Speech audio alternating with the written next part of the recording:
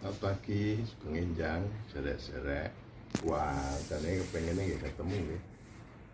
Pun suwe mboten kepanggih. Ning awet ya suasana masih tidak memungkinkan ya, ya udahlah kita berjumpa melalui online streaming. Saya ikut prihatin dengan kondisi teman-teman ya, karena saya sendiri ngalami ketika besan mantu saya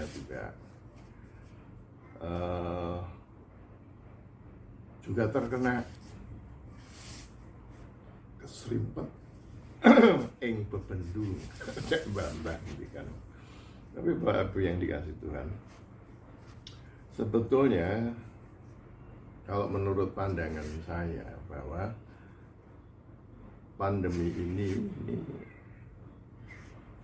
adalah satu tanda yang Tuhan berikan, ada penuh dengan makna, bahwa sesungguhnya kita ini, dunia ini sudah tidak mempunyai kekuatan kuasa apa-apa dibanding dengan kekuatan dan kuasa Tuhan.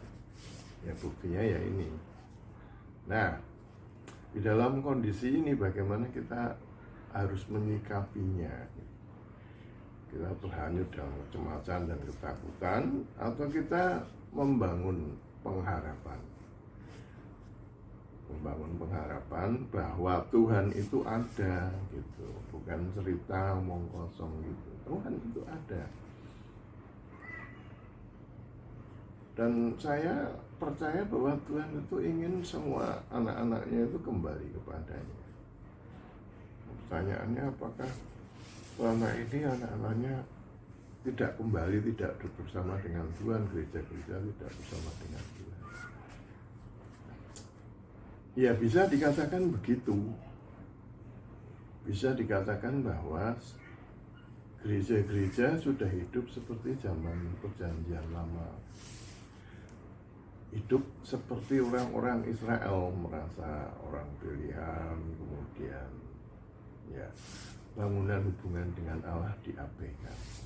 Sehingga mereka tidak mengenal Tuhan, tidak mengenal Allah. Sekalipun Tuhan itu melakukan banyak perkara mukjizat yang luar biasa, sampai pada titik di mana Tuhan sama sekali diam, tidak berbuat, tidak melakukan mukjizat, dan itu lama.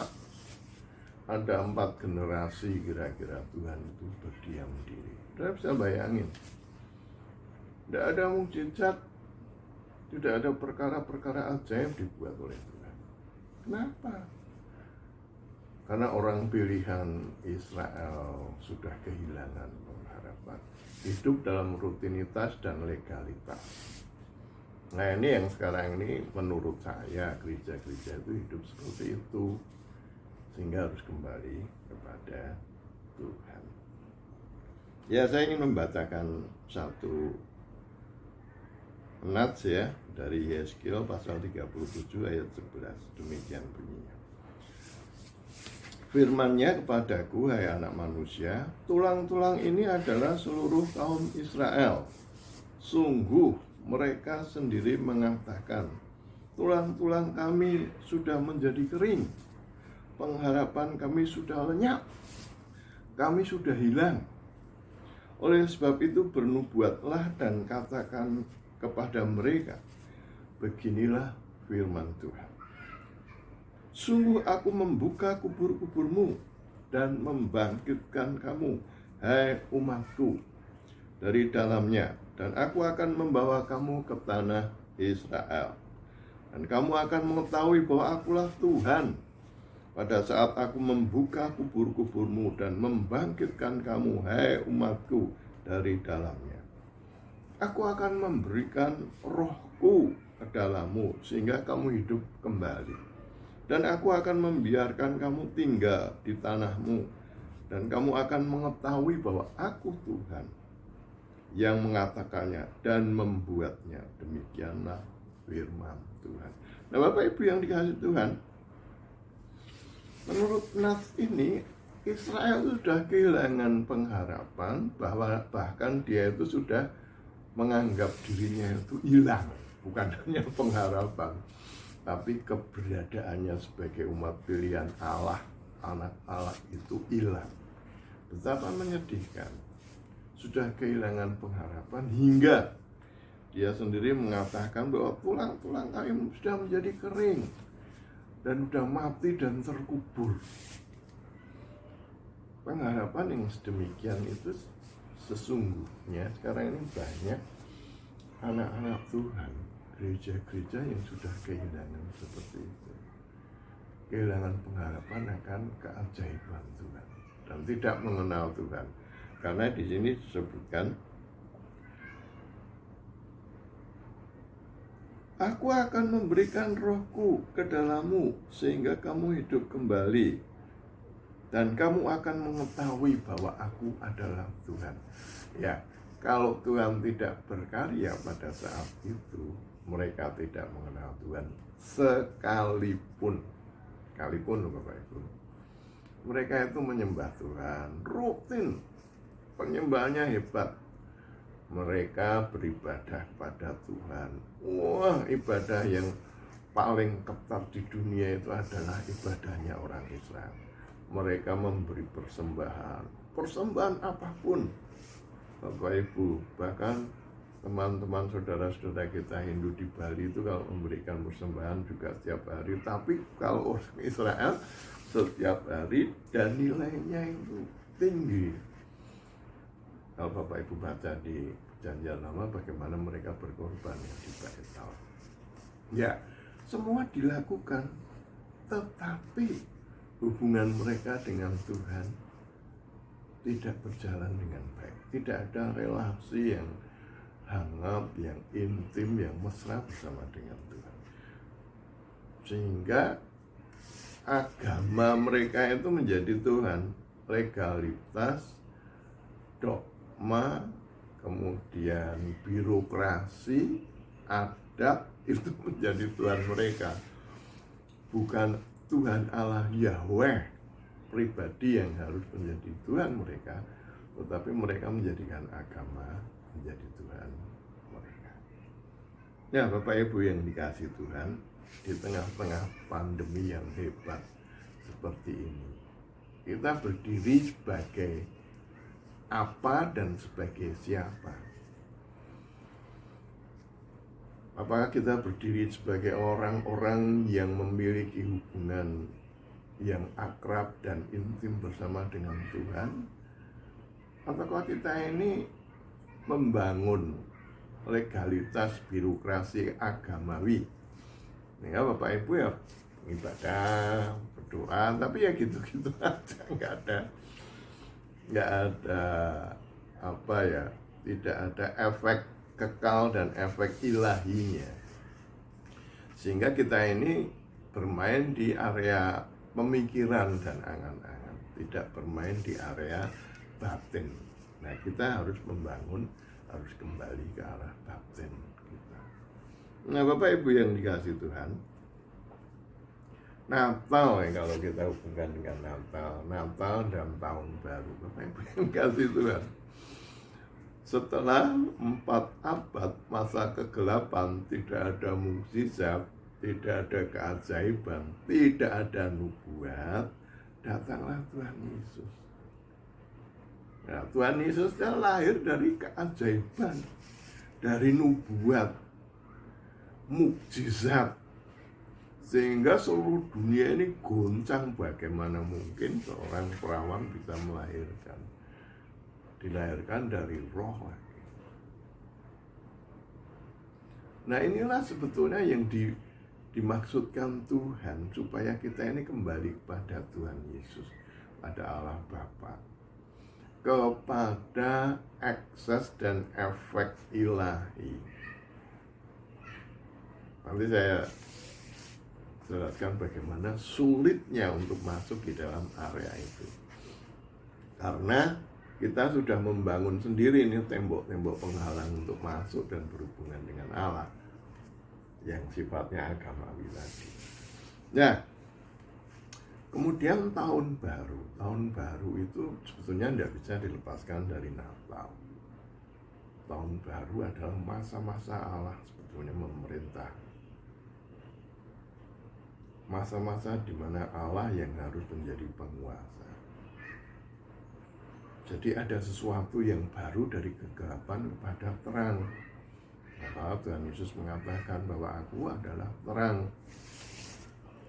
Nah, kalau terang itu seperti yang lalu-lalu sudah saya beritahu Bapak Ibu, kalau di dalam terang semua itu kelihatan. Jadi kita bisa mengenal Tuhan Allah kita. Ya, pengharapan yang kering, yang gelap karena tidak ada keajaiban. Tuhan Yesus datang. Kuasa dinyatakan di tengah-tengah keterpurukan bangsa Israel yang mencari Mesias dan menunggu Mesias mereka. Ketika Mesias didatangkan, mereka juga tidak bisa menerima Tuhan Yesus sebagai Mesias mereka. Ya, Bapak Ibu, disinilah kita dituntut untuk kembali. Ketika kita merayakan Natal dan mau masuk di tahun baru ini, apa yang menjadi titik pengharapan kita?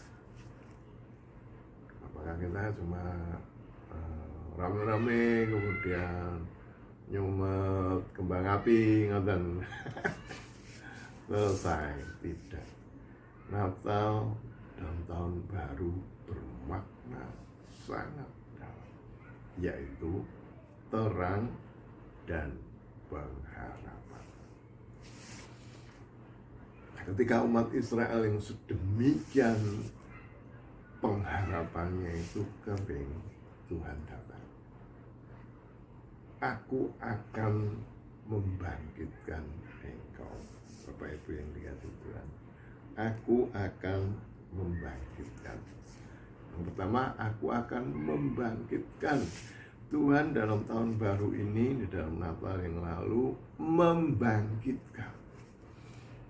Ya, apakah Bapak Ibu sekalian menyediakan diri dan mempersilahkan Tuhan? Tuhan, bangkitkan aku. Bapak Ibu ya sekalian, ya, apa racak, roto, ada apa? Ya, sejarah gereja kita dipenuhi dengan keajaiban dan mukjizat. Maka kita mesti kembali meletakkan pengharapan kita kepada Tuhan di tengah-tengah keterpurukan ini. Ya, sekalipun kita mungkin sulit, bisa tuh, biarkan Tuhan membangkitkan kita. Sama seperti orang Israel pada saat Yesaya ini. Aku akan membangkitkan mereka. Pertama. Kemudian aku akan menghidupkan mereka. Bangkit dan hidup. Ya, bangkit kemudian hidup. Hidup itu bergerak. Hidup itu aktif. Jadi ketika Tuhan sudah membangkitkan kita, kita harus aktif mengikut Tuhan, bergerak ke arah Tuhan. Ya. Pertama, membangkitkan itu pekerjaan Tuhan, bukan pekerjaan kita. Semangat itu batin, semangat itu jiwani. Jadi bukan hanya pengen, keinginan aja, enggak, tapi hasrat yang kuat.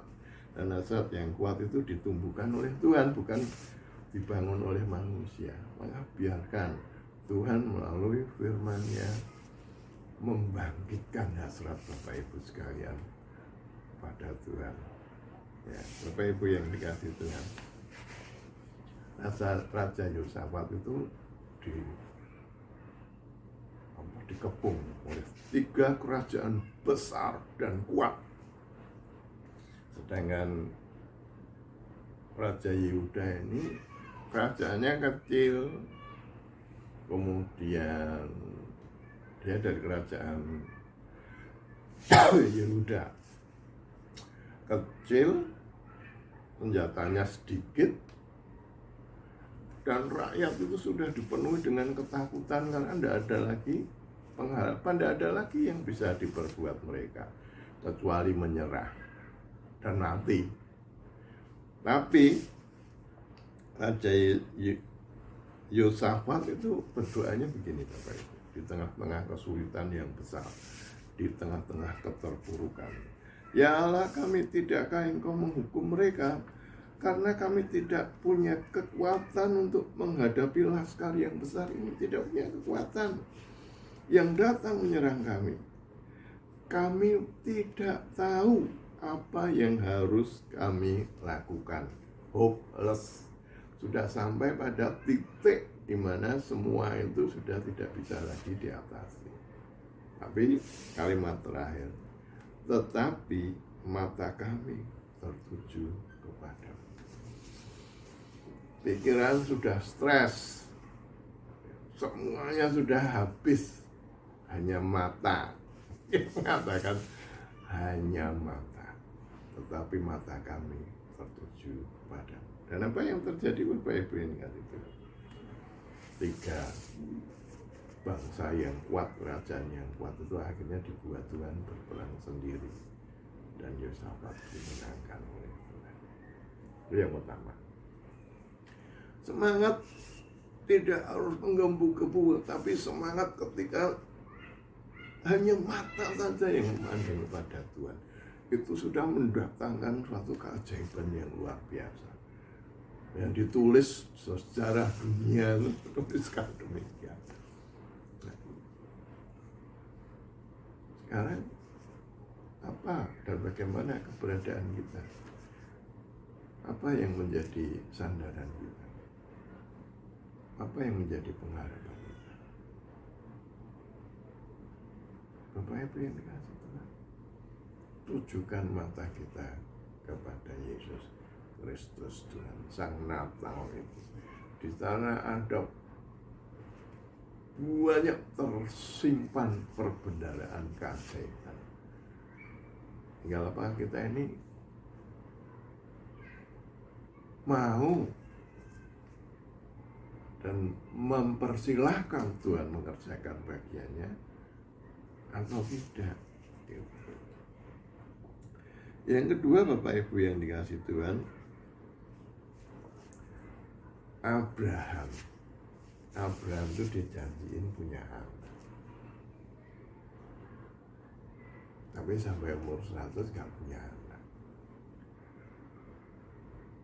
Bagaimana menyikapi seperti itu? Nah, kita menuliskan, Bapak Ibu yang dikasih Tuhan, sebab sekalipun tidak ada dasar untuk berharap. Nah, Abraham ini sudah tidak mempunyai dasar lagi, karena memang nggak ada. Dari segi fisik, dari segi semangat, dari segi medis, klinis, semuanya udah hilang. Tidak ada yang mendukung, tidak ada dasar untuk berharap. Namun Abraham berharap juga. Jadi ketika Bapak Ibu dan saya ini udah mikir tidak ada lagi yang bisa diperbuat, sampai stres, mojok, mepet, udah kecepet, dan tidak ada yang nolong. Masih ada yang bisa diharapkan, sekalipun semua kemampuan indera percaya kita itu hilang. Namun Abraham berharap juga dan percaya. Nah, percaya memang bukan di pikiran, percaya itu di dalam hati. Abraham berharap juga dan percaya bahwa ia akan menjadi bapa banyak bangsa menurut yang telah difirmankan Tuhan. Menurut apa yang telah difirmankan Tuhan. Nah, Bapak Ibu, apa yang Bapak Ibu sering dengar ketika firman Tuhan itu diperdengarkan? Suara pendeta atau suara Tuhan? Hari ini saya memberitakan kabar yang baik. Hari ini saya memberitakan satu kekuatan baru. Hari ini ada mukjizat, kekuatan dan kuasa. Sekalipun gereja, pendeta, orang-orang Kristen itu tidak mempercayai. Nah, maka Bapak Ibu sekarang percaya kepada Tuhan Yesus yang sedemikian, pada Allah Bapa, pada Roh Kudus, Bapak Ibu yang lihat. Karena hanya di sana ada kekuatan dan kuasa yang bisa merubah segala sesuatu dari yang tidak mungkin menjadi mungkin. Ini bukan cerita bohong, ini bukan cerita anak-anak menjelang tidur, bukan, ini kenyataan. Dan kita ini sudah merasakan bagian dari kenyataan yang luar biasa itu dalam perjalanan sejarah gereja kita. Kenapa kemudian kita tidak kembali ke sana? Sama seperti orang Israel. Apa yang tidak dibuat oleh Tuhan di tengah-tengah orang Israel? Sementara bangsa-bangsa yang lain tidak diberi kesempatan untuk menikmati kuasa Tuhan, orang Israel diberi apa aja dan sedahsyat apa, di mana yang tidak mungkin menjadi mungkin, di mana yang sudah kering kemudian bisa menjadi sesuatu yang indah. Taman padang gurun jadi taman yang luar biasa, kebun anggur. Itu gambaran dari Tuhan ingin menyatakan, ini loh aku. Dan Tuhan menurut firman tadi akan membawa kita, kemudian kita mengenal Tuhan. Bagaimana kita mengenal Tuhan? Kalau kita ngalami Tuhan. Kalau tidak ya udah, kita semua itu hidup di dalam area agamawi. Kita bukan bertuhan kepada Tuhan Yesus, tapi kita bertuhan kepada agama. Ya banyaklah cerita tentang hal itu. Nah, hari ini ya sekalipun kita tidak bisa berjumpa ya Bapak Ibu,